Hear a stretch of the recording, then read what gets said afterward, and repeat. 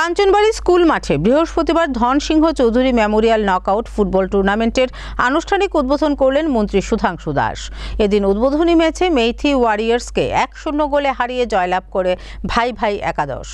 ঊনকোটি জেলার কাঞ্চনবাড়িতে সূচনা হলো ধনসিংহ চৌধুরী মেমোরিয়াল নকআউট ফুটবল টুর্নামেন্টের। স্থানীয় প্লে সেন্টারের উদ্যোগে আয়োজিত এই আসরের উদ্বোধনী ম্যাচে বৃহস্পতিবার মুখোমুখি হয় ভাই ভাই একাদশ এবং মেইথি ওয়ারিয়র্স। আর এই প্রতিযোগিতায় শুভ সূচনা করেন এলাকার বিধায়ক তথা মন্ত্রী সুধাংশু দাস। উপস্থিত ছিলেন ঊনকোটি জেলা পরিষদের সভাধিপতি অমলেন্দু দাস, স্থানীয় পঞ্চায়েতের প্রধান শেলী ভট্টাচার্য সহ অন্যান্যরা। খেলার শুরু থেকেই টান টান উত্তেজনায় শেষ পর্যন্ত চলতে থাকে ম্যাচ।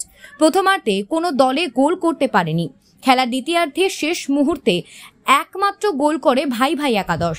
শেষ পর্যন্ত মেইথি ওয়ারিয়র্সকে 1-0 গোলে হারিয়ে নিজেদের জয় ছিনিয়ে নেয় ভাই ভাই একাদশ। এই আসরকে ঘিরে আজ ক্রীড়া প্রেমী দর্শকদের ব্যাপক উপস্থিতি লক্ষ্য করা গেছে।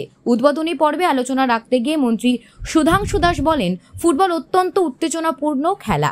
এই খেলায় মাঠের গরিমা অক্ষুণ্ণ রেখে খেলা চালিয়ে যাওয়ার বার্তা দেন তিনি। কাঞ্চনবাড়ির যারা কমিটি আছেন তাদেরকে আমরা বলেছি কাঞ্চনবাড়িতে যাতে বড় করে ফুটবল টুর্নামেন্ট হয়, তো তারা আয়োজন করেছেন, আমি তাদেরকে ধন্যবাদ জানাচ্ছি এবং অত্র এলাকার সমস্ত ফুটবল প্রেমী নাগরিকদের কাছে আবেদন জানাবো, ফুটবল একটা খুব প্রাণের এবং প্রিয় খেলা আমাদের সবার।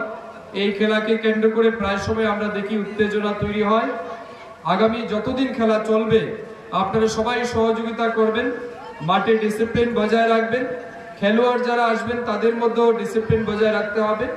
আমাদের টিএফএর থেকে যারা রেফারি আসছেন তাদেরকেও সহযোগিতা করবেন এবং কমিটিকে সহযোগিতা করবেন, এই আবেদন আমি সবার কাছে রেখে